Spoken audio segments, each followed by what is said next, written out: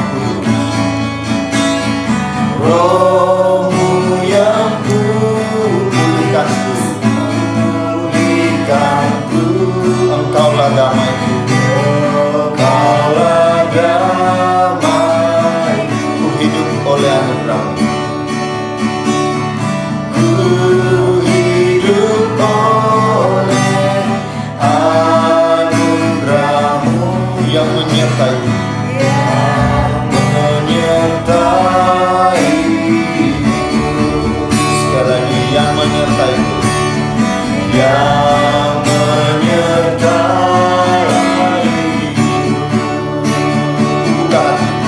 Buka hati untuk jamaah-Mu, berserah penuh di hadirat-Mu. Kau ambil alih seluruh hidupku di altar-Mu, menyembah-Mu. Buka hati untuk jamaah-Mu, berserah penuh di hadirat-Mu. Kau ambil alih seluruh hidupku di altar-Mu, menyembah Roh yang hidup dan kudus. Roh yang kudus, pulihkanku. Engkaulah damaiku, Engkaulah damaiku. Ku hidup oleh anugerah, ku hidup oleh anugerah-Mu yang menyertai-Ku, yang menyertai-Ku, yang menyertai-Ku. Buka hati, buka hati untuk jamaah-Mu, berserah penuh di hadirat-Mu. Kau ambil alih seluruh hidupku di altar-Mu, menyembah-Mu, menyembah-Mu. Buka hati, buka hati untuk jamaah-Mu, berserah penuh di hadirat-Mu.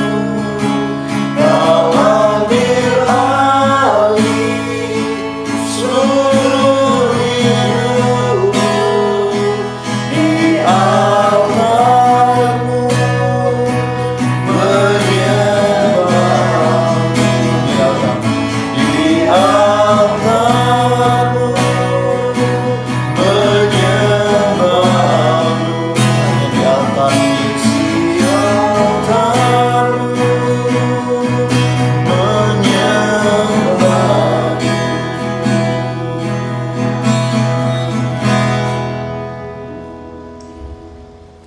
Bapak, Ibu, saudara-saudari, dan adik-adik yang dikasihi Tuhan, sekaranglah waktunya kita masuk dalam pemberitaan firman. Untuk itu sediakanlah kitab Wahyu, kita sediakan pembacaannya. Kitab Wahyu pasal 22, kita baca mulai ayat 1 sampai dengan ayat 10. Kitab Wahyu pasal 22 ayat 1 sampai 10. Sebelumnya kita berdoa, mohon pimpinan Allah Roh Kudus. Kita berdoa.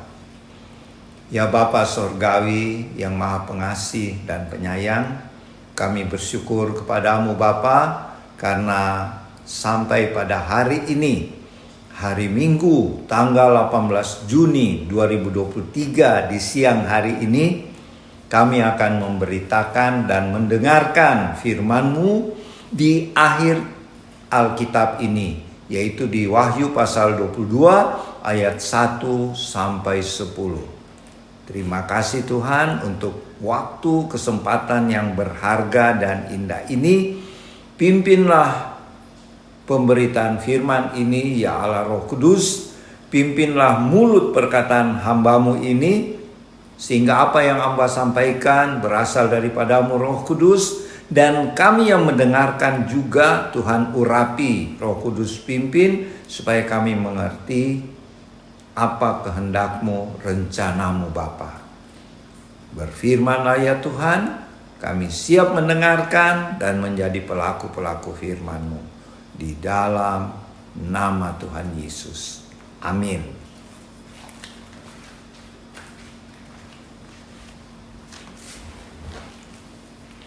Wahyu pasal 22 ayat 1-10.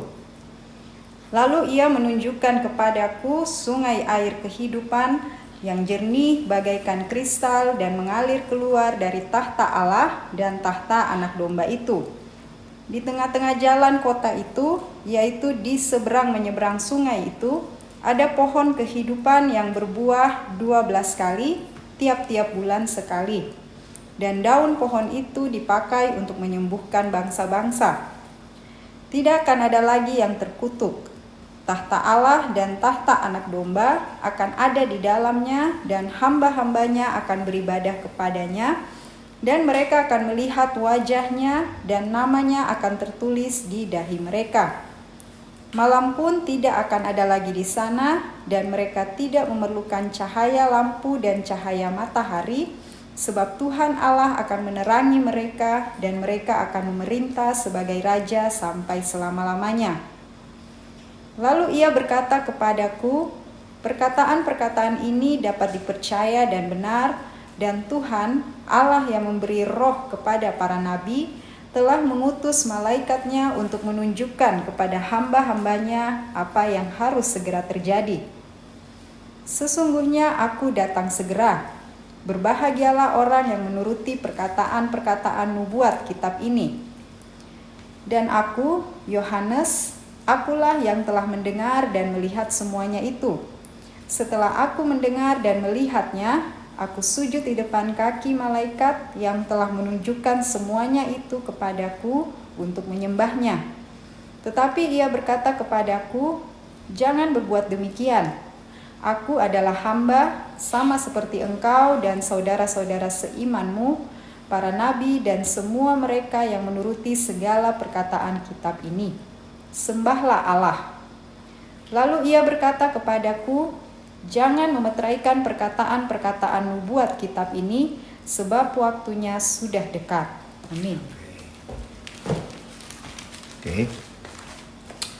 Jadi Bapak Ibu, saudara-saudari, adik-adik yang dikasihi Tuhan, di sini bagian terakhir di Wahyu pasal 22 ayat 1-5 masih lanjutan penjelasan tentang apa itu kota Yerusalem baru. Terus mulai ayat 6-10 di situ ada dua perkataan. Perkataan dari malaikat yang memperlihatkan semua pewahyuan ini kepada Rasul Yohanes. Dan kedua ada perkataan Tuhan Yesus sendiri ngomong, ya. Jadi mari kita bahas firman hari ini.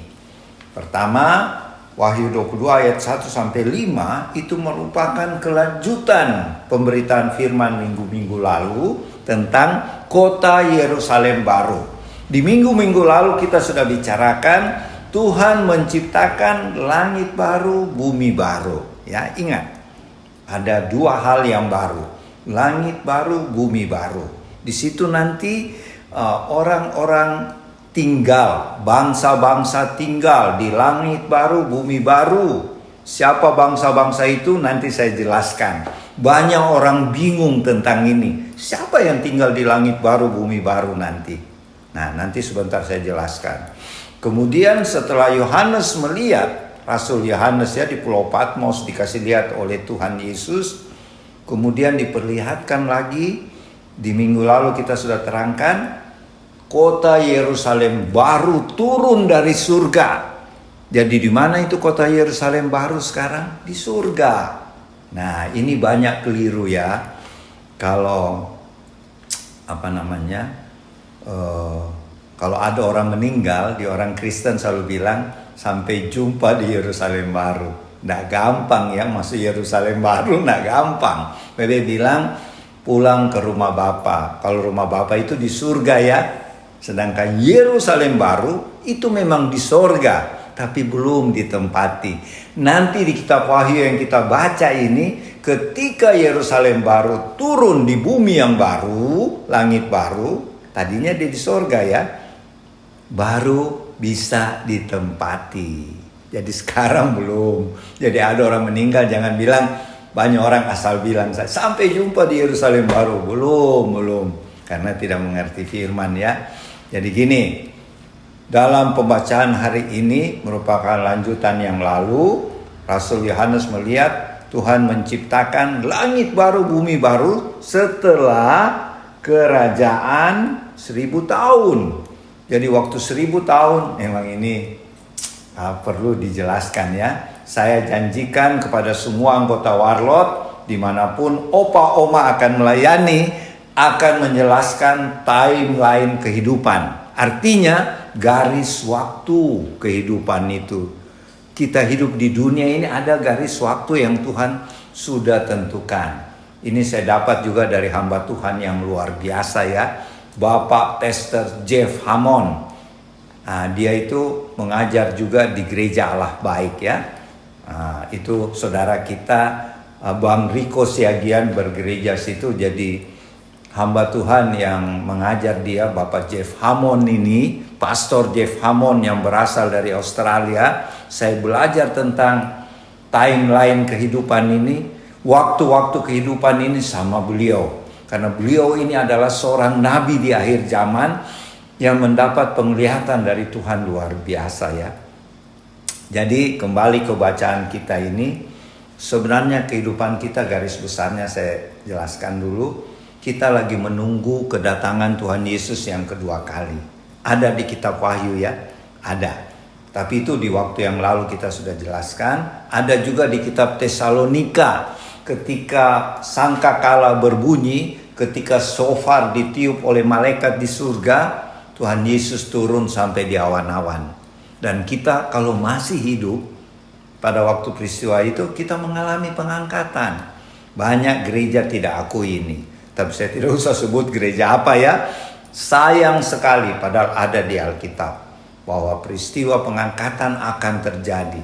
Ada gereja mengakui cuma Tuhan Yesus datang kedua kali di Bukit Zaitun. Tidak ada katanya ini, padahal ada di kitab Tesalonika. Hati-hati ya, karena kurang teliti membaca firman. Jadi jalan kehidupan kita yang masih hidup saat ini lagi menanti-nanti kedatangan Tuhan Yesus yang kedua kali, yaitu peristiwa pengangkatan. Jadi waktu terjadi peristiwa pengangkatan, kita tinggal di surga 7 tahun. Kita percaya kita mengalami ya. Untuk itu kita harus hidup sungguh-sungguh. Percaya Tuhan Yesus tidak susah sebenarnya ya. Untuk syarat pengangkatan Bapak Ibu Saudara-saudari, ingat, kita hidup sungguh-sungguh, percaya Tuhan Yesus, mengasihi Tuhan Yesus, dipimpin Allah Roh Kudus, dan rajin sembahyang dan baca firman. Itu syaratnya. Dan bukan cuma baca firman, lakukan firman Tuhan. Jadi dengan demikian kita hidup kudus. Kalau kita tidak lakukan firman Tuhan, kita disebut Tuhan munafik. Hati-hati ya. Kita tahu firman, tapi kita tetap berbuat dosa, bahaya. Itu tidak akan mendapat bagian di kerajaan sorga, alias masuk neraka. Jadi saya ingatkan sebagai hamba Tuhan, Opa bersama Oma dan semua tim Warlot, kami ingatkan, hiduplah benar. Bagaimana hidup benar? Sesuai firman. Jangan melawan firman Tuhan, karena Tuhan kasih firman untuk kita jalani. Kita simpan janji-janji Tuhan itu supaya kita tidak berbuat dosa. Ya.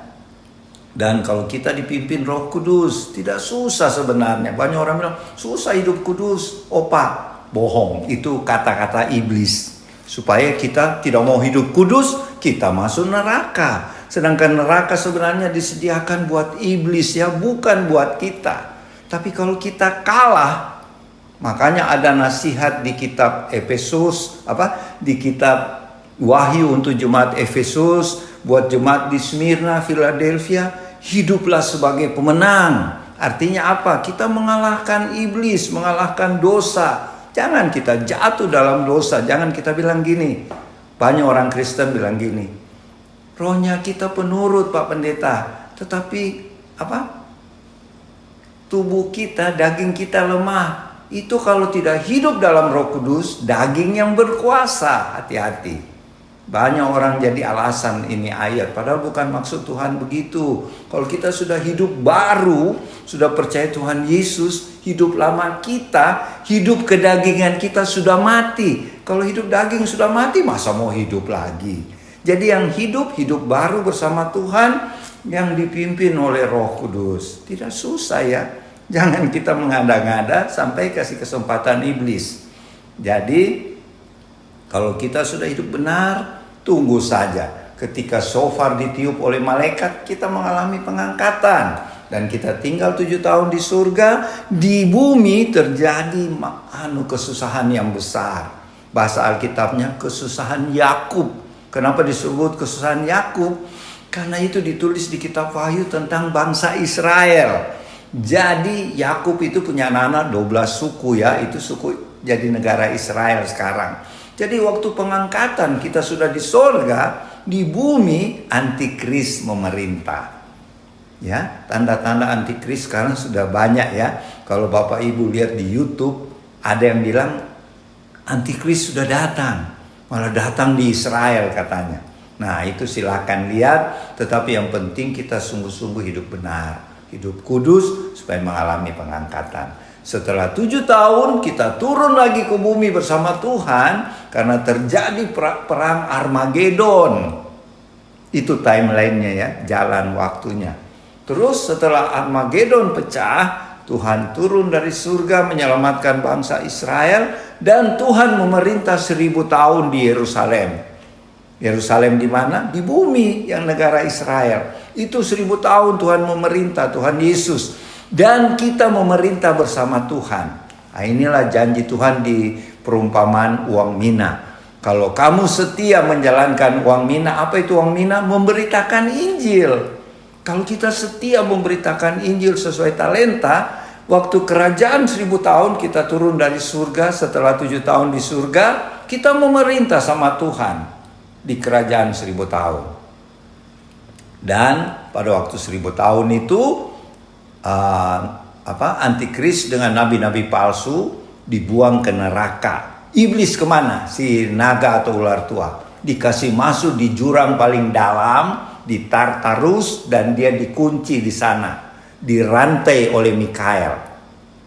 Nah, selama 1000 tahun tidak ada iblis, tidak ada setan. Jadi jangan kita bilang, oh iblis selalu buat kita jatuh dalam dosa. Tidak. Buktinya di kerajaan 1000 tahun tidak ada iblis, masih ada juga orang berdosa lagi.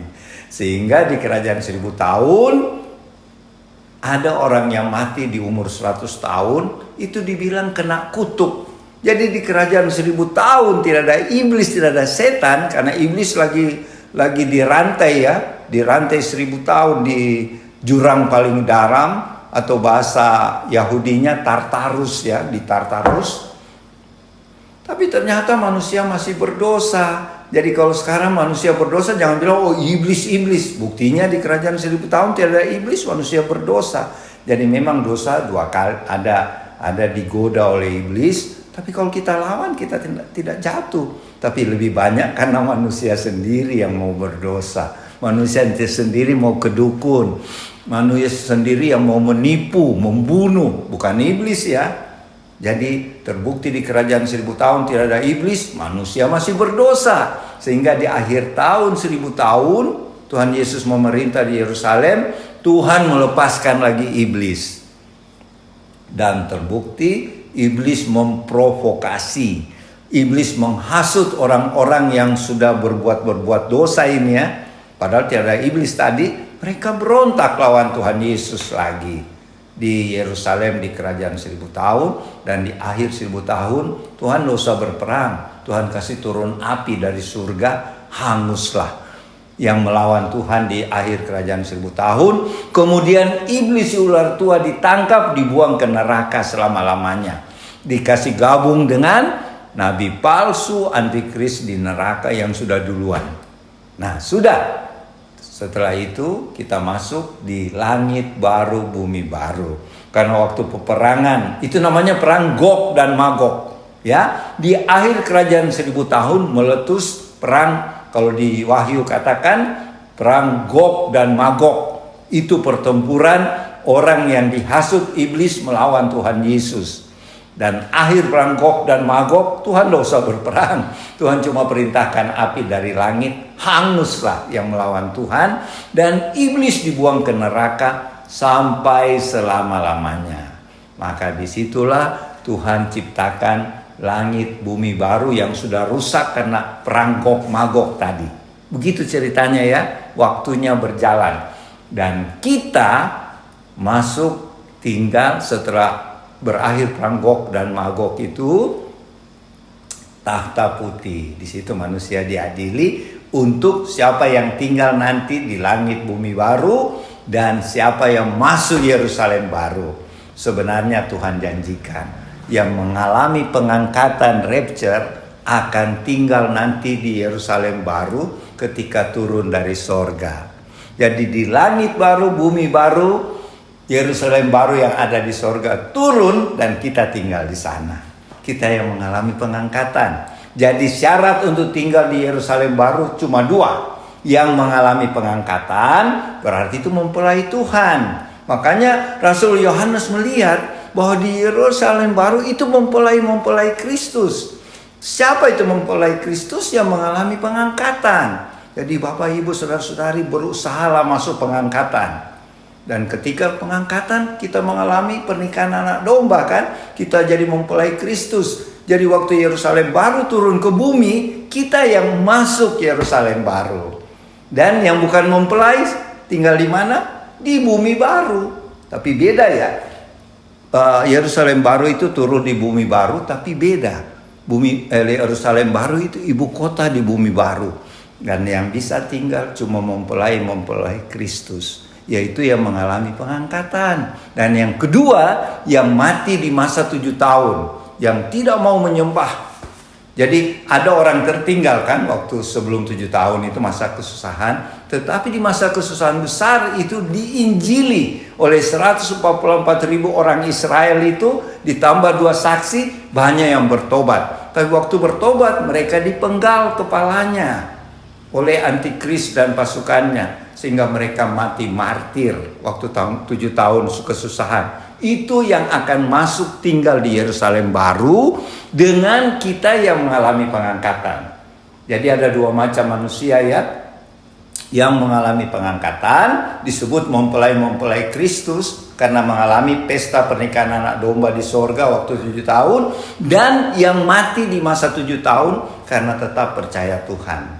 Itu yang bisa tinggal Yerusalem baru. Yang lainnya tinggal di mana? Di bumi baru, di luar kota Yerusalem baru. Itu dikatakan, perhatikan ya, tadi Gevi baca, di tengah Yerusalem baru ada sungai air kehidupan. Dan di pinggir-pinggir sungai ada apa? Pohon-pohon kehidupan. Dan daunnya dipakai untuk mengobati bangsa-bangsa. Siapa bangsa-bangsa itu? Yang tinggal di luar kota Yerusalem baru, di bumi baru. Jadi kita yang masuk Yerusalem baru, waktu pengangkatan kita diubahkan, tubuh kita seperti tubuh Tuhan Yesus waktu bangkit ya. Kita tidak akan pernah sakit lagi, kita tidak akan mati lagi, kita hidup selama-lamanya. Jadi kita berhak tinggal di Yerusalem baru. Sedangkan bangsa-bangsa yang saya sebut tadi tinggal di bumi baru, mereka punya tubuh yang fana, bukan mengalami pengangkatan, ingat ya. Jadi mereka perlu makan buah-buah dari pohon kehidupan supaya mereka hidup. Kalau mereka tidak makan, mereka mati selama-lamanya. Dan kalau mereka sakit, yang tinggal di bumi baru ya, bukan yang mempelai tadi dengan yang martir. Mereka harus kalau sakit makan daun-daun pohon kehidupan. Itu secara singkat ya. Itu yang saya bisa jelaskan. Jadi berbahagialah kita kalau kita mengalami pengangkatan. Kita akan tinggal di Yerusalem baru ketika turun dari sorga. Seperti yang tertulis di Wahyu 21 dan 22 sampai ayat 5. Ayat 6 sampai 10 di situ Tuhan peringati. Aku akan datang segera. Bahasa aslinya sebenarnya aku akan datang tiba-tiba. Jadi bisa sebentar malam, bisa besok. Jadi banyak orang Kristen bilang katanya datang, tidak datang. Tapi maksudnya bahasa aslinya aku akan datang tiba-tiba. Makanya Tuhan berpesan, berjaga-jaga dan berdoalah karena kamu tidak tahu kapan aku datang. Ya, itu pesan Tuhan di ayat 6 sampai 10 dari Wahyu pasal 2. Dan nanti minggu depan berakhirlah kitab Wahyu, kita akan terangkan lagi. Saya persilahkan Oma Palar untuk melengkapi. Silahkan Oma Palar. Selamat siang Bapak Ibu, teman-teman Warlot. Di rumah kita jumpa lagi pada siang hari ini. Saya menambahkan apa yang tadi Opa terangkan di ayat pembacaan kita hari ini. Mengenai langit baru, kedatangan Tuhan. Ya, bagaimana Tuhan mempunyai rencana, mengatur rencananya dengan waktu yang Tuhan sudah berikan, yang sudah dijelaskan tadi. Tapi saya tidak menjelaskan, saya tidak menambahkan, karena itu sudah ya dan amin ya.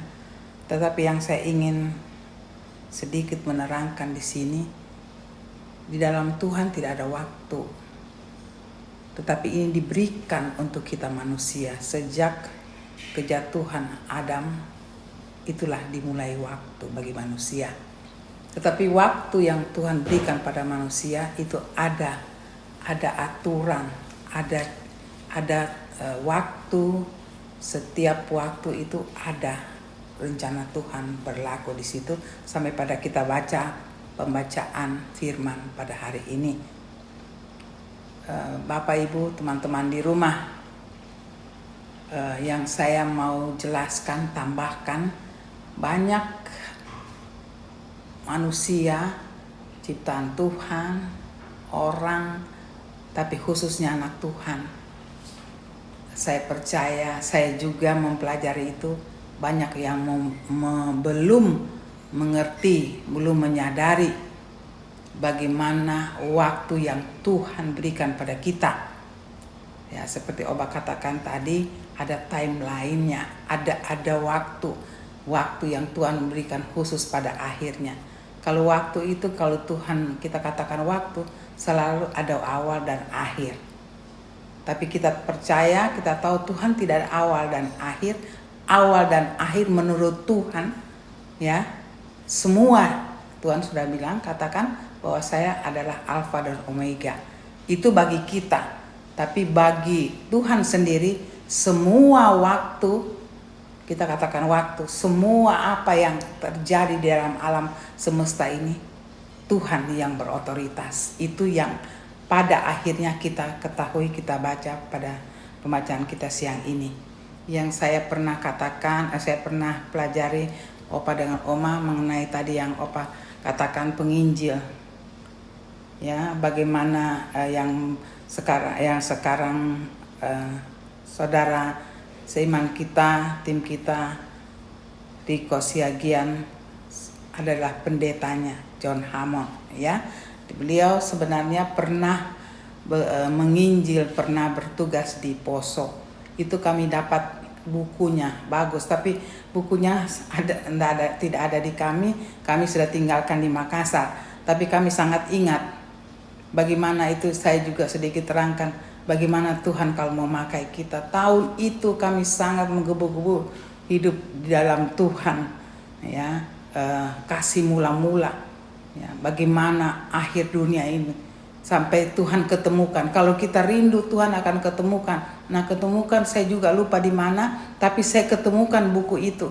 Kalau tidak salah kami beli di toko buku, dan begitulah panggilan kami, Tuhan bimbing sampai pada hari ini mengenai rupanya kami adalah generasi akhir zaman. Dan saya mengulangi sedikit, saya tambahkan, jelaskan kepada teman-teman yang menonton pada siang hari ini, bahwa di situ peta zaman, judulnya peta zaman. Pendeta ini sudah Tuhan berikan, Tuhan sendiri berbicara sampai menyusun buku ini. Saya katakan saja bahwa di peta zaman itu saya ingat sekali ada 7. Tuhan selalu 7 itu angka sempurna. Ya, di situ diterangkan garis besarnya 7 itu ada kaitannya 1 hari untuk manusia, tapi 1000 tahun untuk 1000 tahun untuk manusia, 1 hari untuk Tuhan. Nah, semua firman saya percaya semua Bapak Ibu teman-teman mengerti. Ya, saya tidak ulangi, saya cuma tambahkan untuk menjelaskan waktu ini. Jadi waktu di buku itu tertulis 7.000 tahun. Jadi di situ 2000 masa tahun Bapa. 2000 anak 4. 2000 Roh Kudus. Dan sekarang kita ada di akhir dari zaman ini. Di dalam 6000 tahun ketiga. 2000, saya ulangi, 2000 adalah taman Bapa. Zaman anak 2000 4000.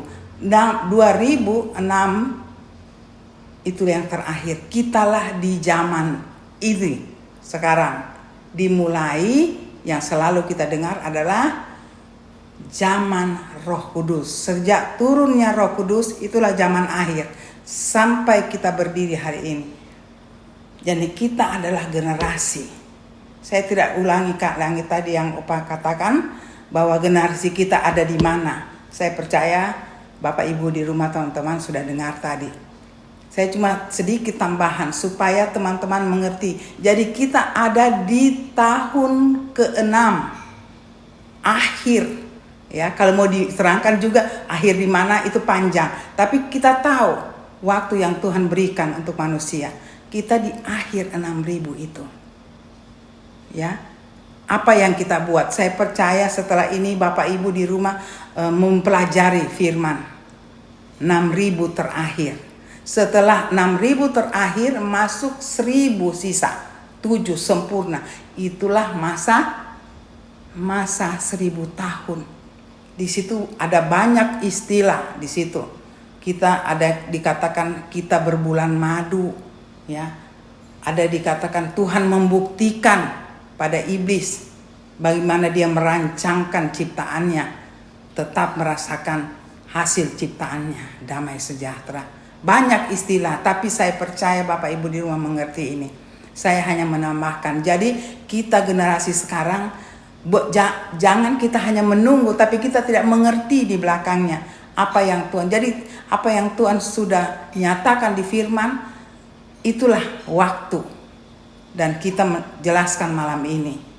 Ya, jadi teman-teman kita persiapkan hati kita. Sesudah 1000 masa yang tadi Opa sudah terangkan, itulah masuk yang kita baca malam ini. Ya, ada bumi baru, ada Yerusalem baru, bumi baru, ya. Saya tidak terangkan lagi, tapi saya percaya Bapak Ibu setelah membaca ini, mendengar ini, saya ajak, belajarlah firman Tuhan. Kami hanya membukanya, dan Roh Kudus saya percaya, kami minta Roh Kudus akan menjelaskan lebih jelas daripada apa yang kami terangkan hari ini. Mari kita bersukacita. Tuhan selalu kerja, tidak pernah. Saya selalu ambil dengan kata, oh kebetulan saya ambil ini, saya berikan ini, yang bersalah saya tidak, yang bersalah saya hukum. Memang, tapi semua dengan keteraturan dan disiplin. Kita juga jalankan hidup kita demikian. Tuhan mau setiap anak-anaknya berjalan di jalurnya Tuhan dengan cara Tuhan.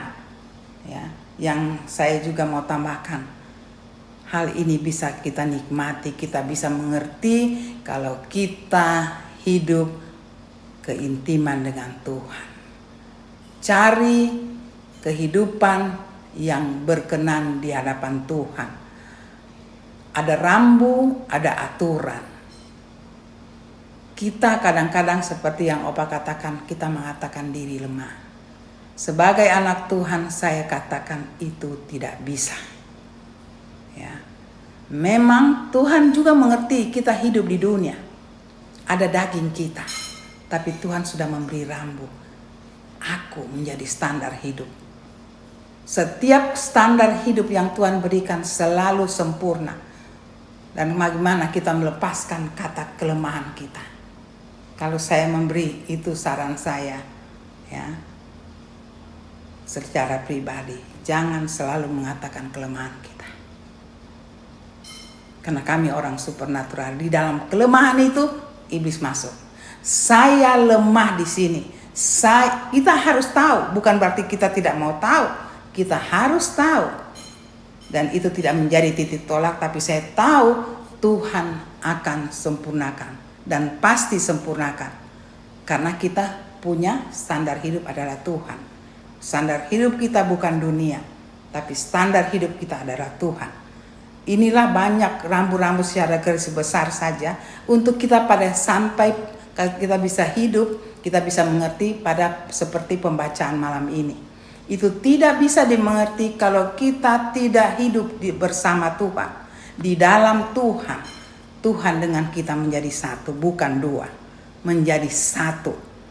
Ya, kita akan tahu rencana Tuhan. Banyak orang katakan, saya ulang-ulang di dalam setiap apa yang kami bawakan. Tuhan itu bukan misteri bagi kita. Bukan. Semua ini saja akhir zaman apa yang terjadi. Ya, dengan rencananya yang begitu indah, begitu teliti, begitu teratur. Dia beritahu. Apalagi kehidupan kita sehari-hari. Cuma satu, kita tidak melekatkan diri kita pada Tuhan. Bagaimana melekat seperti yang Opa katakan. Setiap hari dengan firman dan doa. Tidak ada cara lain. Minta jadikan diri kita, hati kita, roh kita adalah Tuhan. Ya. Tuhan bersatu dengan kita. Jadi kita adalah Tuhan. Biar orang lain melihat kita ada Tuhan. Bukan kita jadi Tuhan, tetapi rohnya Tuhan ada, sikap kita adalah Tuhan. Kalau sudah begini, apakah kita tidak Tuhan tidak lengkap untuk memberi ketahukan seluruh rencananya dalam hidup kita? Itu pasti. Ya, tapi ada satu yang misteri, waktu. Waktu secara garis besar yang saya katakan tadi, itu Tuhan sudah beritahu. Karena kita bersama Dia meneliti apa sebenarnya itu Tuhan mau.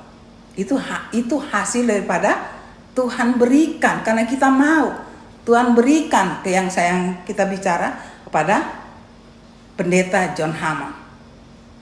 Itu dari Tuhan karena kita mau.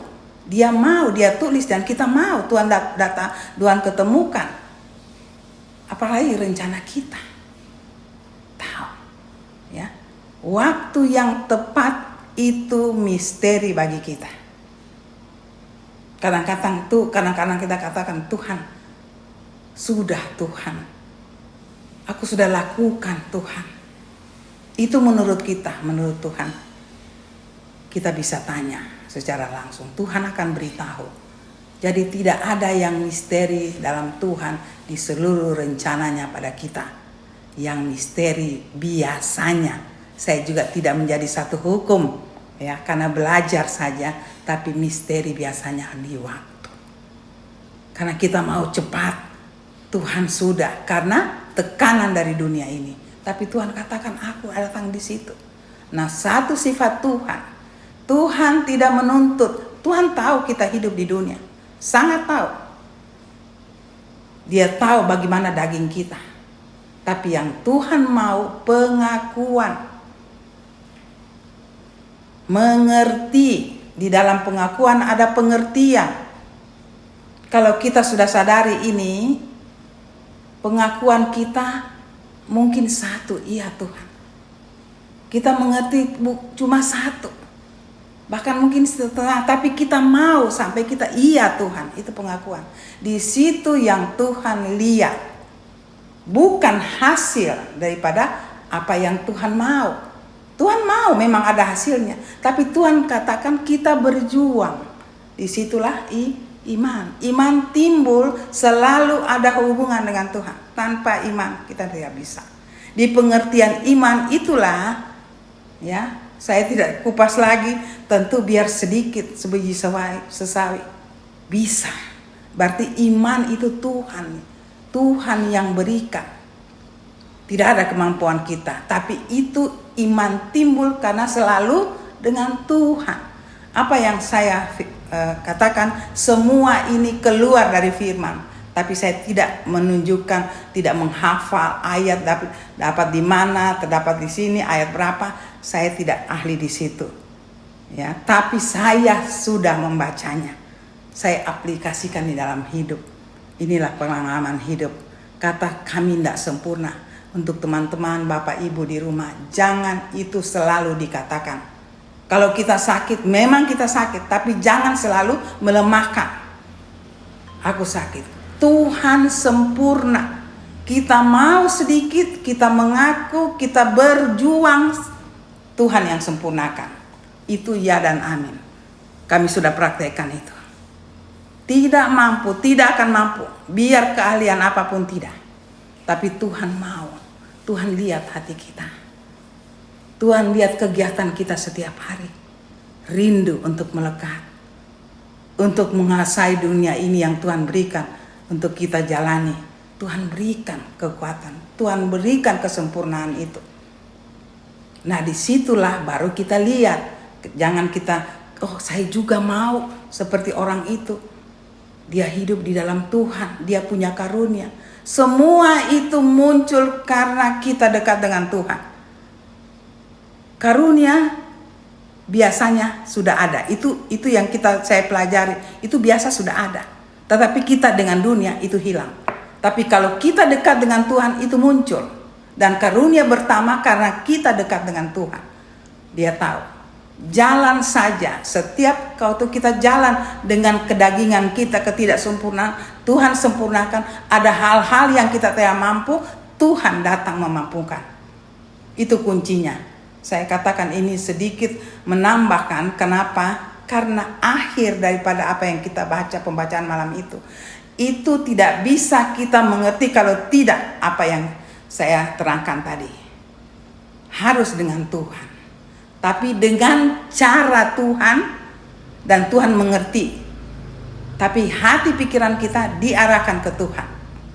Itu juga yang membuat iblis tidak suka. Dengan caranya iblis mau hancurkan. Di situ saya tidak panjang juga di situ, ya, tapi itulah iblis yang selalu mau menghancurkan kita. Tetapi ada anak-anak Tuhan menyempurnakan, saling mengasah satu dengan yang lain sampai pembacaan kita hari ini kita mengerti. Kita siapkan saja hati kita, hidup kita, kita siapkan menyadarkan orang-orang yang ada di sekitar kita, ya. Jangan merasa, aduh aku mau bekerja untuk Tuhan apa ya? Tuhan mau kita mengerti, kita sadar dulu. Kalau kita sudah ada cara Tuhan akan memberikan, tidak kaget-kaget. Tuhan akan memberikan kita hal-hal yang baru. Mungkin itu menjadi satu standar pelayanan, saya tidak tahu. Hanya Bapak, Ibu, teman-teman di rumah yang berhubungan dengan Tuhan, Tuhan akan membuka semuanya. Jadi siang hari ini saya hanya menambahkan bahwa mari kita hidup dekat pada Tuhan, kita siapkan untuk menyambut pembacaan kita hari ini. Itu luar biasa sukacitanya. Kita tidak mengalami, apalagi yang tadi Opa katakan, kita akan berada di Yerusalem baru. Itu benar Bapak Ibu. Beda. Kita adalah orang-orang terpilih. Kalau kita hayati ini, itu sangat luar biasa kehidupan anak-anak Tuhan di zaman kita. Kita spesial, ya, hebat. Tuhan memberikan satu karunia, satu pemberian hadiah yang kita tidak duga. Kita tidak duga karena kita tidak mengerti. Tapi kalau kita belajar, kita mengerti, kita bersyukur. Hanya itu saya lengkapi firman hari ini. Kiranya itu menjadi berkat yang luar biasa bagi Bapak Ibu, teman-teman di rumah. Kita sudah hampir mengakhiri kitab Wahyu ini. Tinggal bagaimana kita mempraktekkan. Kiranya menjadi berkat dan Bapak Ibu di rumah kembali mengolahnya bersama Tuhan. Tuhan akan memberikan sesuatu yang luar biasa lebih dari apa yang kami berikan pada hari ini. Sampai kita jumpa di minggu depan. Tuhan memberkati. Maranatha. Amin. Bapak Ibu, saudara-saudari dan adik-adik yang dikasihi Tuhan, setelah tadi kita mengikuti dan mendengarkan pemberitaan firman Tuhan mengenai tentang kota Yerusalem baru yang turun dari surga dan beberapa pesan Tuhan Yesus supaya kita menjaga kehidupan kita menjelang kedatangan Tuhan Yesus yang kedua kali, yaitu peristiwa pengangkatan. Dan salah satu pesan Tuhan yang harus kita lakukan sampai saat pengangkatan, perjamuan kudus atau Holy Communion. Untuk itu, mari siapkan roti anggur, hosti, atau sirup, atau teh untuk pelaksanaan perjamuan kudus ini. Untuk itu, mari kita berdoa. Ya Bapa di sorga, terima kasih buat firman-Mu tadi. Allah Roh Kudus, pimpin kami supaya kami semua yang mendengarkan firman-Mu bukan hanya menjadi pendengar, tetapi kami menjadi pelaku-pelaku firman. Sehingga ketika Tuhan Yesus datang kedua kali, kami akan mengalami pengangkatan. Dan saat ini Tuhan, sekali lagi kami mohon ampunilah dosa-dosa salah kami. Kami juga mengampuni sesama kami. Dan sucikanlah kami semuanya, untuk sucikan kami dengan kuasa darah anak domba, sehingga kami layak menerima roti dan anggur yang adalah tubuh dan darah Tuhan Yesus. Di dalam nama Tuhan Yesus, amin. Tuhan ku tinggikan, yang bangkit dan menang, Yesus Kristus Tuhan, Raja mulia dan Raja mulia dan luhur, berkorban bagiku. Sekali lagi, Engkau Tuhan, Engkau Tuhan tinggikan, yang bangkit dan menang, Yesus Kristus Tuhan, Raja mulia dan Raja mulia dan lurus, berkorban bagiku. Selamatkan jiwa, selamatkan jiwa.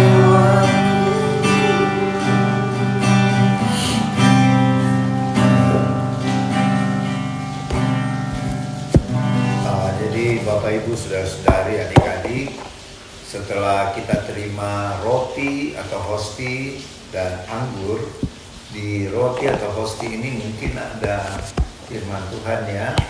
Mari kita baca sama-sama, yang di rumah baca, kami juga di House of Warlord Sentul City baca. Dan firman ini merupakan pesan bagi kita tiap-tiap pribadi, dan juga secara khusus bagi semua anggota Warlord, simpatisan Warlord. Silakan dibaca pesan-pesan Tuhan ini. Matius 7 ayat 1.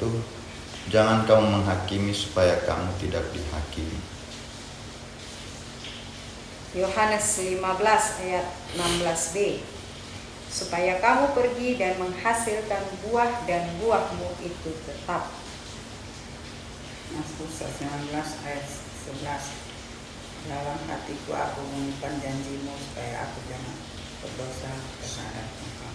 Oke, dan yang terakhir Mazmur 91 ayat 3. Dialah, yaitu maksudnya Tuhan ya, Tuhanlah yang akan melepaskan engkau, melepaskan kita dari jerat penangkap burung, dari penyakit sampar yang busuk ya. Jadi pesannya untuk minggu yang berjalan ini, mulai dari tanggal 18 Juni sampai 24 Juni, 1, janganlah kita menghakimi. Ini berapa kali Tuhan ulang-ulangnya dalam perjamuan kudus. Berarti kita diingatkan, kalau ada saudara kita salah, kita bisa menegur tapi lain dengan menghakimi ya. Menghakimi itu adalah hak Tuhan dan hak hakim-hakim yang ditunjuk Tuhan di tiap-tiap negara. Di negara kita ada hakimnya. Jadi Tuhan ingatkan jangan menghakimi. Terus yang kedua apa tadi? Jadi Supaya kamu pergi dan Ya. menghasilkan buah dan buah itu tetap. dan setelah kita tidak menghakimi sesama kita, tetapi kita menegur dengan kasih dan mendoakan, kita sebenarnya harus tinggal di dalam Tuhan Yesus, yaitu pokok anggur yang benar. Ibaratnya pokok anggur yang benar itu Tuhan Yesus, dan supaya kita menghasilkan buah, dan buah itu tetap apa itu? Menghasilkan buah yang tetap penginjilan. Jadi kalau kita sudah tinggal dalam Tuhan Yesus, Roh Kudus di dalam kita, kita harus memberitakan Injil Kristus. Kita harus memberitakan siapa itu Tuhan Yesus. Tuhan Yesus adalah Tuhan dan Juru Selamat. Siapa yang percaya pasti masuk surga, tidak masuk neraka. Ini tugas warot ya. Dan di Oma tadi Dalam hatiku aku menyimpan janjimu. ya. Janji-janji Tuhan yaitu jikalau kita hidup benar, kita akan masuk surga. Kita akan masuk Yerusalem baru ya. Seperti yang diberitakan tadi. Ya, itu. Jadi kita harus menyimpan janji-janji Tuhan, harus ingat-ingat perintah Tuhan, firman Tuhan, supaya kita betul-betul mengalami pengangkatan dan tinggal di Yerusalem baru yang turun dari sorga ya. Dan terakhir, Tuhan berjanji di dalam begitu banyaknya pencobaan di dunia ini yang diibaratkan apa? Jerat penangkap burung. Jerat penangkap burung begini ya, Tuhan artikan. Misalnya kita sedang berjalan-jalan terus ditabrak, itu kan tidak disangka-sangka. Burung itu kalau dia masuk jerat tidak sangka-sangka. Artinya malapetaka itu bisa datang sewaktu-waktu. Tapi kalau kita sungguh-sungguh melekat pada Tuhan, pada pokok anggur, Tuhan akan melepaskan kita dari jerat penangkap burung. Burung di sini sebenarnya iblis. Iblis itu akan mencuri firman yang kita baca. Kalau firman itu jatuh di pinggir jalan, ada kan perumpamaan itu. Jadi burung di sini adalah iblis. Dan kalau ada jerat dari iblis kita lolos, ya itu maksudnya. Jadi pesan Tuhan buat kita semua dan semua anggota Warlot, simpatisan Warlot itu tadi yang sudah kita bahas. Dan mari kita masuk dalam perjamuan kudus. Kita angkat hosti atau roti yang kita percaya adalah persekutuan dengan tubuh Tuhan Yesus. Firman Tuhan berkata, lalu Tuhan Yesus mengambil roti, mengucap syukur, memecah-mecahkannya dan memberikannya kepada murid-muridnya. Kata Tuhan Yesus, inilah tubuhku yang diserahkan bagi kamu. Perbuatlah ini menjadi peringatan akan aku. Kita ucapkan sama-sama, terima kasih Tuhan Yesus. Kami akan terus mengingat pengorbananmu sebagai anak domba Allah yang sudah menganugerahkan kepada kami hidup yang kekal, keselamatan, dan diutus memberitakan amanat agung Injil Kristus. Terima kasih Tuhan, kami terima roti yang adalah persekutuan dengan tubuh ini dengan iman. Dalam nama Tuhan Yesus, silakan makan dengan imannya dalam nama Tuhan Yesus.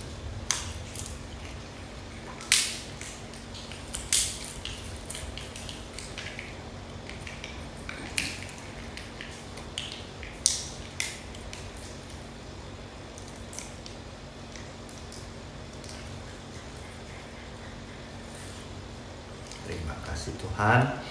Kita angkat cawan anggur perjamuan ini yang kita percaya adalah persekutuan dengan darah anak domba Allah, darah Tuhan Yesus. Firman-Nya berkata, demikian juga dibuat Tuhan Yesus dengan cawan sesudah makan. Tuhan Yesus berkata, Cawan ini adalah perjanjian baru oleh darahku yang ditumpahkan bagi kamu.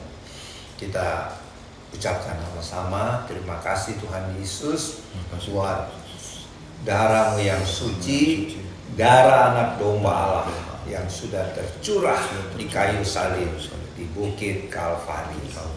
Darah-Mu yang suci sudah memeteraikan kami dan keluarga menjadi warga-warga kerajaan sorga, menjadi duta-duta Kristus untuk pergi memberitakan Injil, memenangkan jiwa-jiwa buat Tuhan Yesus. Terima kasih Tuhan, kami terima anggur yang adalah persekutuan dengan darah-Mu yang suci di dalam nama Tuhan Yesus. Silakan minum dengan iman.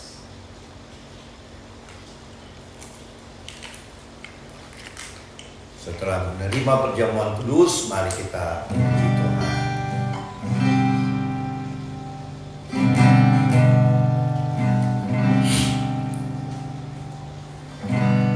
Kaulah Allahku, penolong dalam kesesakan, penolong dalam kesesakan jiwaku.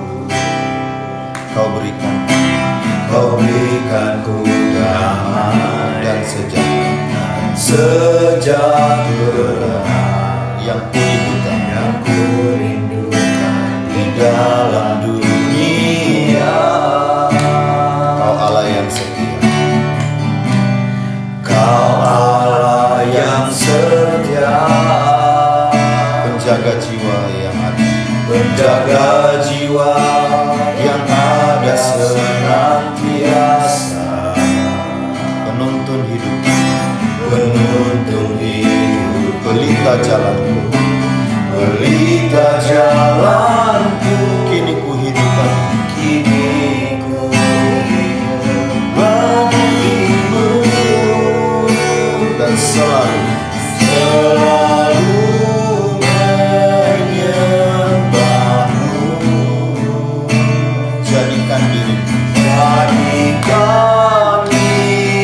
tempat pertamaku, biarpun gelombang dalam hidupku. Tahu Kau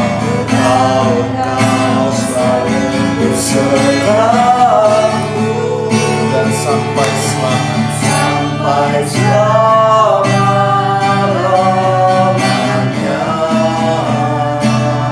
Menyenangkanmu, itulah rinduku. Jadikanku penyembah-penyembahmu yang taat kepadamu. Sekali lagi, Kaulah Allah, Kaulah Allahku, penolong dalam kesesakan jiwa. Kau berikanku damai, dan sejahtera yang kurindukan di dalam dunia.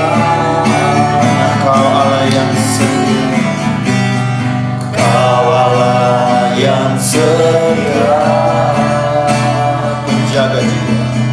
penjaga jiwa yang ada senantiasa, penuntun hidupku dan pelita jalanku. Kini ku hidup bagimu dan selalu menyembahmu. Jadikan diriku tempat pertama, biar bergelombang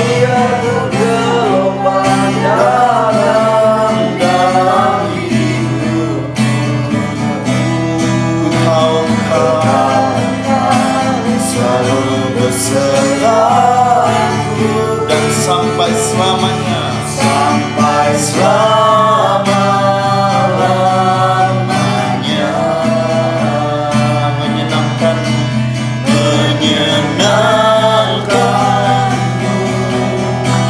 itulah rinduku, jadikanku penyembahmu yang taat kepadamu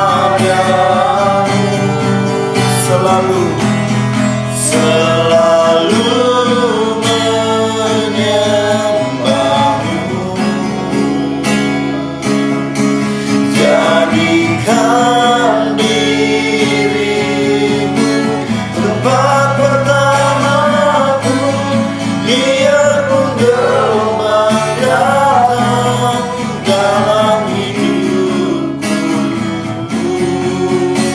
Engkau selalu beserta dan sampai selamanya, sampai selama-lamanya. Menyenangkanmu, dan itulah rinduku, jadikan aku penyembahmu yang taat kepadamu. Sekali lagi, selalu, selalu menyembahmu. Jadikanlah dirimu tempat pertamaku, biarpun gelombang datang dalam hidupku. Engkau selalu besertaku sampai selama-lamanya. Menyenangkanmu, itulah rinduku, jadikanku penyembahmu yang taat kepadamu. Jadikanku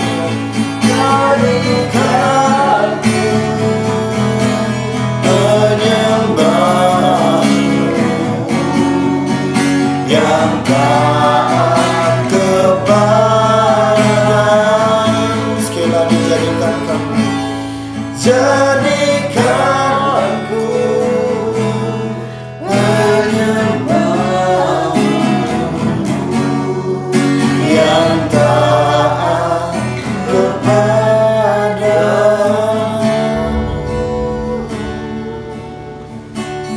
Itulah kerinduan hati kami Bapa, anak-anak-Mu, duta-duta kerajaan Allah di akhir zaman. Kami mau rindu selalu menjadi penyembah-Mu yang menyembah Tuhan di dalam roh dan kebenaran. Sehingga ketika Tuhan Yesus datang kelak pada peristiwa pengangkatan, kami semua yang beribadah saat ini bersama keluarga-keluarga kami akan mengalami pengangkatan, rapture, naik ke sorga dalam keadaan hidup-hidup dan tinggal dalam kerajaan sorga, menikmati, mengalami pemasangan mahkota dan kemudian mengikuti pesta pernikahan anak domba.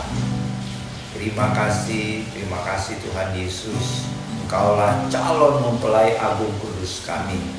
Allah Roh Kudus, jagalah kami hidup dalam kekudusan dan kebenaran firman-Mu, sehingga kami layak disebut sebagai calon-calon mempelai kudus-Mu yang hidup tidak bercacat celah.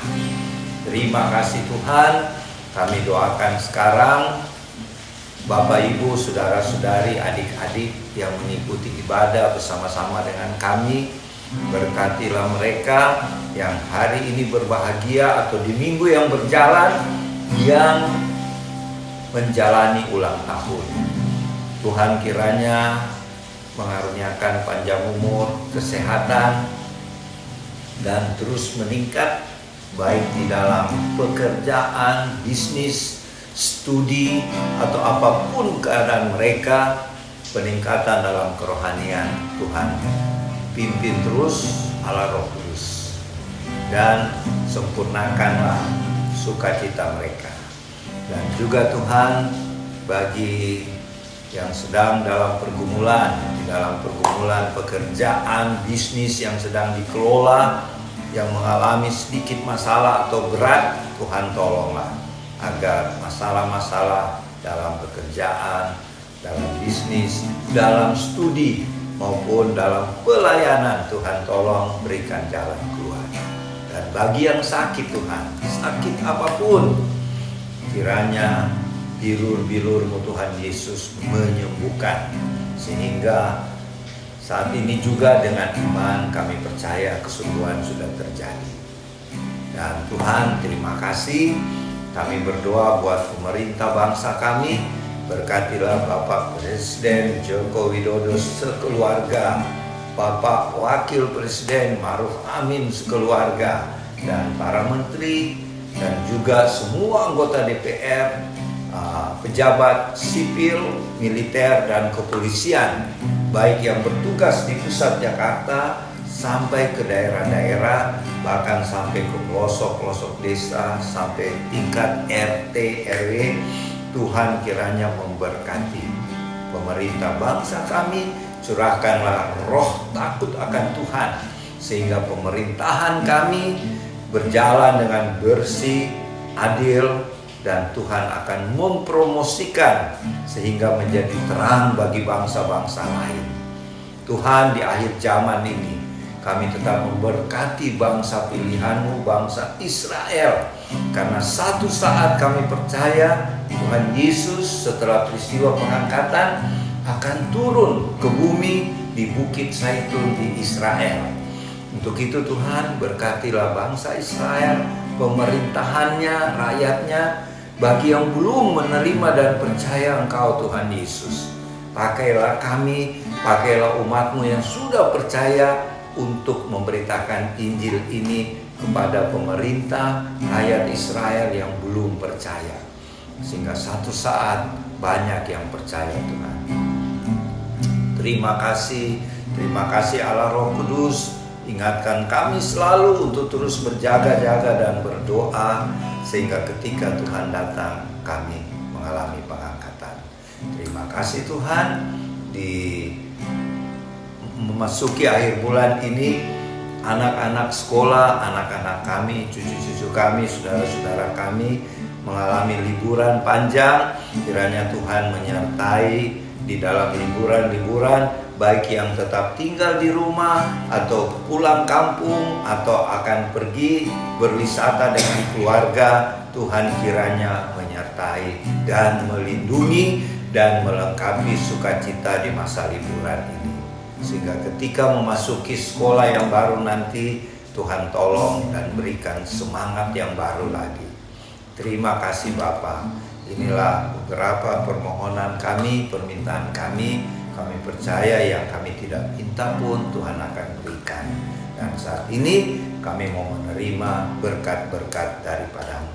Kiranya berkat-berkat dari Bapa Surgawi melalui anaknya Yesus Kristus Tuhan kami, dan persekutuan yang indah bersama Allah Roh Kudus menyertai Bapak, Ibu, adik-adik, saudara-saudara sekalian bersama keluarga, dan menyertai kami yang ada di House of Warlord Sentul City mulai siang ini sampai selama-lamanya, di dalam nama Tuhan Yesus. Amin. Ibadah perjamuan kudus selesai. Sampai berjumpa lagi minggu depan, hari Minggu tanggal 25 Juni tahun 2023. Tuhan Yesus memberkati. Shalom.